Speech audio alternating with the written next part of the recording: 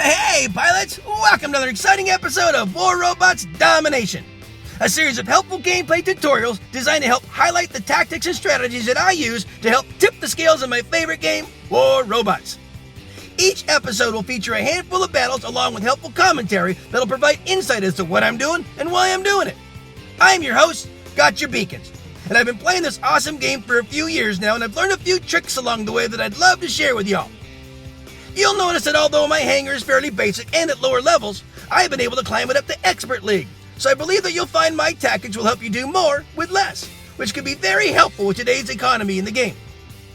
I should also mention that this is my second account, so don't let my career profile stats fool you. This is actually my baby account, but it sends a great message to pilots who feel they need to chase the current meta in order to be competitive in battle, because you don't. Wise gameplay can usually overcome any fancy gimmick. A death button is a great example. It can still melt just about any build, and its heritage stems all the way back to near the beginning of the game.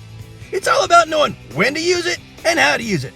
So, without further ado, I invite you to sit back, relax, and enjoy today's episodes while I walk you through my gameplay tactics and share with you my mindset in battle. I hope you find it entertaining, helpful, and fun to watch. I think you will.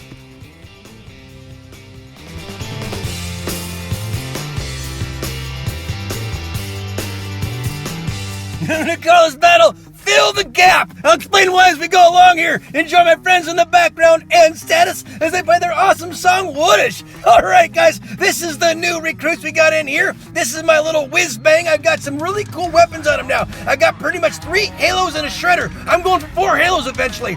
This guy's gonna be a little assassin when I get done with him here. But we're calling this Filling the Gap. You know, this is an interesting battle domination. It is all about getting the domination on the beacons, holding them, and and dominating the field. You know, usually it's kind of a conservative approach though, and what you want to do is basically get 3 and hold. But every once in a while, you find a situation where the Reds are holding back. And when they're doing that, you always want to be right up against the pressure point. And I call that filling the gap. Basically, fill the gap between you, your mates, and the red team. And if they're kind of holding back in their spawn area, don't sit back, rush in. You don't always get that opportunity, but if they are going to hold back, make sure you're always keeping your team up against them. Fill that gap between your team and their team. Always make sure that that gap between your team and their team is filled up. And right now what we've done, we have rushed into their side. We have filled that gap, and we are keeping that gap closed. So there's no space between our team and their team. And keeping that pressure on has allowed us to obtain a 4-to-1 beacon advantage. And yes, it's going to be a little aggressive, but it's kind of like a beacon rush battle. If you can pull it off, it works out really well. It's kind of like a spawn raid. You don't always get that chance on a balanced battle. It really is very, very rare because usually the Reds are fighting back to the point where it's hard to approach them like that. But every once in a while, you'll face a team where they're a little holding back. Maybe they have too many support bots being deployed at the same time or something like that. So when you run into that situation, don't sit back. Don't wait for the battle to come to you if they are holding back. Now, if they're being aggressive, you want to be careful about that. But if they are staying back, if they are not pushing toward you, you make sure that you always fill the gap between your team and their team. Always fill in those areas where they're not covering and try to get that positional advantage on the field and get that nice beacon advantage as well. There are definitely great pilots on both sides on this one. And if you look at the ranks, leagues on both sides, it's very, very balanced. Almost all of them are experts with maybe one occasional master. So the abilities on both sides is very, very balanced. But because they were holding back, it allowed us to get that fill that gap and have a nice green banner. And if you see your name, thanks for the game. Peace out. I'm gonna call this one Photo Finish, and boy is it ever! Do not go nowhere, guys! Enjoy my friends in the background and status as they play their awesome song War. Perfect for this battle. Alright, so we are in Springfield. This is the very first map you ever played this game on. And I got the old guard in here. This is Major Pain. He's my beautiful Zeus Fury. And what I do on this side when I'm down in the in the canyon is or the valley, whatever you want to call it. I go right up to this bridge, get to this Fury sweet spot, and basically monitor anyone that's center or trying to cross the field. I see we got a little Loki on the battlefield from the red side, and I don't normally open with a Loki, but he is absolutely already doing his job. He's got us down 3 beacons to 2, and it's basically all his doing. Very good job on that Loki guy. Hopefully one of my mates has a quantum radar and is able to get him. I'm almost too much focus on him and wondering what my mates are doing here. But what we need to be doing is going around. Now, so what we had a handful of mates that went up to the left and then got that beacon, then crossed over to the bridges and got that far beacon over there to the far left. That's a perfect thing to do, and if you do it right, if you are ever running squad battles, have 3 mates go up that route and then go across over there. With 3 over there in that far left area, and without a Loki on this side, you can really have a nice containment zone. But unfortunately, we didn't keep solid up there on that far left area, and the Reds crossed over. Now they're doing the same trick to us. They're coming over to our side, and that's really too bad. So what I need to do is I need to hop out of major pain and start helping my team out there, because they're not quite being strong like they ought to. So I'm going to hop into Frick. He's my death button Raven. I'm going to go over here and just basically enforce my will. Guys, there's all about tactics and positioning. I teach them in every one of my episodes here, my tutorial episodes. Sometimes you just got to take charge. So I went ahead and capped that one, removed that threat. And I mean, obviously, I can't tell what my mates are doing. I really can't make them do what they ought to be doing. I hope that they play wise. I hope that they do some good tactics. Hopefully someone gets that Loki over there, because there he is. He's got us down to a 4-1 beacon deficit again. It's not good. I'm going to take Frick over here. I'm going to remove this threat. I'm going to grab this beacon in the center. I'm hoping the guys are working behind me to my rear right and grabbing that one back there. It looks like they are. I hope they're also over there on the other side on the platform and getting that one at the top over there, because if they do that, we're going to do pretty good. But man, that Loki is just absolutely doing his job. I'm going to try to get lower ground on him, but if I do that, now I'm kind of exposed to getting hit myself. So this is really becoming a very difficult battle, and that's because of a Loki on the battlefield. And that's why I have one on my other deck. I don't normally run him on this deck here, but obviously he's doing pretty good on Springfield. So this is Frack. He is my Russian death button Raven, and what I'm trying to do now is trying to slow that beacon bar hemorrhaging. Look at that thing. That Loki is doing such an amazing job. Oh, he's doing it again. I just know he is. Oh no, I see. That's that tread valve. And I'm not sure if he's a traditionalist or not, but he's up here. We got to get him out of here. And look at that, Loki's doing it again. I just know who's doing that right now.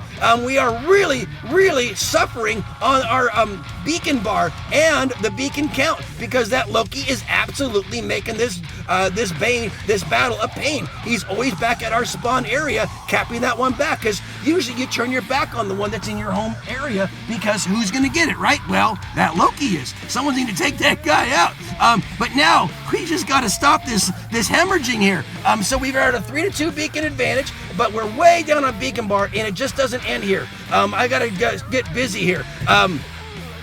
Now we're finally at a 4-1 beacon advantage, and this may have, at least it has stopped the beacon bar. But we are so far down on beacon bar, we really need to just hold it out. If no one stopped that Loki, he can absolutely turn the tide and make this thing happen again. But I think he's finally out of the equation. So now it's just a matter of holding this 4-1 beacon advantage and watch that beacon bar tick down. We got enough time for it to happen, but it's really tough. Now that is an Ares going over there. I got my Tread Falcon, my Traditionalist Falcon. He is tough as nails, and I've got a Calamity on him, but that looks like that Ares is going to grab that beacon over there, because we have no one to jump up and grab it back and threaten him. And man, look at that beacon bar. This is anyone's game, guys. I have no idea. This is going to come down to a photo finish, and oh my gosh, is it going to...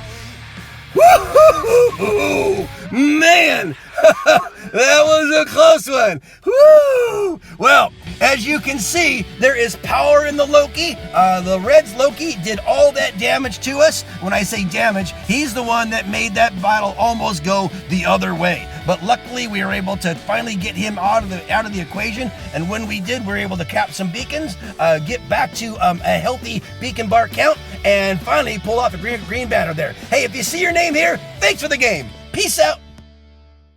I'm gonna call this battle Death with dignity. And boy, is it ever. Stick around, guys. Enjoy my friends in the background and status as they play their awesome song, November. It's got a great sound for it. Okay, this is this week's Beacon Rush episode. I got this special hanger in here with a bunch of little tough assassins. They're quick, they're nimble, and they're beefy when it comes to putting out a lot of firepower in a short amount of time. Now, my mates already went off to that neutral beacon, which is normally where I would run to, but since there's 2 or 3 mates of mine in that direction, we don't need to crowd the field. And as you can see from here, I am within range of my weaponry, and I can do a lot of damage to them. But someone stuck up behind me there, so I gotta put in my little, by the way, this is Flash. He's my Gust Halo Pursuer. I'm gonna put his little thing up here, and oh man, I can't take on 2 with 1, not especially with those kind of guys there. So I'm gonna go up there and try to at least defend my honor, and I didn't get very far. There was some death with not so much dignity. So I'm gonna put in my little Loki. This is Diablo. He is a fast little Loki guy. He gets his little stealth going on. I went right by him for a reason. So sometimes the best way to use a Loki is to lure them away. Sometimes they're too red out. So now I got him up here. I hit my phase shift, and now I'm off to the races. I just wanted him out of the way. I wanted him away from over here. I knew that these guys got their back to me. They don't even realize I'm behind them right now. So, in coming over here, well, it didn't quite exactly work, but I pulled some guys over here. So I'm gonna see if I can get away, and oh man, dead again. Oh man. Well, now I gotta figure out where I can go and do it. Now, this is different about Beacon Rush. I normally hop right in, but now I'm seeing that beacon over there turning back at letter E. So I hopped in this Frick. He's my death button Raven. The double jump allows him to clear a vast distance in a quick second. I can see the beacon I'm going after. It's unguarded. If no one pops in there, I got it. So if I can cap that one, that can put us at a 4-1 beacon advantage. They're down there struggling on the bridge down below, but I'm gonna cap this one. It looks like I have a mate up here too, but now we're at a 4-1 beacon advantage. This is when the beacon bar starts to slip really, really fast. I am in level 6 bots, by the way. You guys know this about me. This is my little baby account. I'm coming here to show you guys what you can do without the high firepower. We are now at a 4-1 beacon advantage. Certainly wasn't all done by me, but I did help a little bit in getting that one capped up there, and the Reds are not able to get out from away from us. So it looks like I'm in with some pretty heavy hitters here, and all I can do is what I can do, and that is cap beacons as advantageous as I can, even though I may not be doing a whole lot of damage here to these guys with my lightweight bots. At least I am adding and contributing to the win, and that's what's important when you're in here with your mates. You don't know who you're in with. I really can't tell how powerful these guys are other than I'm hitting them and they ain't dying too much. So I'm gonna see if I can get up here and cap this one here and see if I can at least get on it. I got one guy out, and this could be some bad news here. Yeah, a little lag didn't help me out either. So I'm gonna go up there and try to save our beacon up there. The beacon bar is just about down to nothing. I'm gonna go ahead and at least punch these guys out as much as I can. This is my dying breath, and all I can do is go up there and show them I am here to the very end, guys. Green banner, woohoo! A little death with dignity. Let me show you how much dignity. Let's take a look at the pilots on both sides here, guys. We have one champion, we have another champion, we have another champion, we have another champion, we have another champion. Oh, and there is little GB with his six-pack bots. There's a couple champions on our side. Let's see if they have anything less than a champion. I am surrounded by whales, and I made it to the end. That is certainly death with dignity. If you see your name, thanks for the game. Well, friends, that just about wraps it up for another episode. Thanks so much for watching. I hope you enjoyed what you saw and were able to take something you learned and use it in battle. I add content to my YouTube channel almost daily, so please stop by when you're able and check out the fresh new material. Or just click on an old episode and maybe catch another tip that'll help you up your game. If you like what you see, please tap on the red subscription button and then tap the bell to be notified when new episodes are released. It would also be helpful if you could make a comment about the video, whether it's an example of how the episode helped you, or maybe additional advice to help elaborate on the tactics I shared, or even constructive comments that'll help clarify something I might have missed. It's all good and greatly appreciated. Finally, this game is full of challenges and can create frustration for some who are simply trying to have fun with this awesome game. My goal is to provide you all with helpful information and help reduce the frustration and increase the fun. So, if you feel these videos are helping you, please share them with a friend, someone who you think might benefit from them. Well, that's about it for today, guys. As always, keep them blue out there, and I hope to see you on the battlefield. Make sure you're having fun, though, because if you're not, you're doing it wrong. I love you all for your support. Play well. Peace out.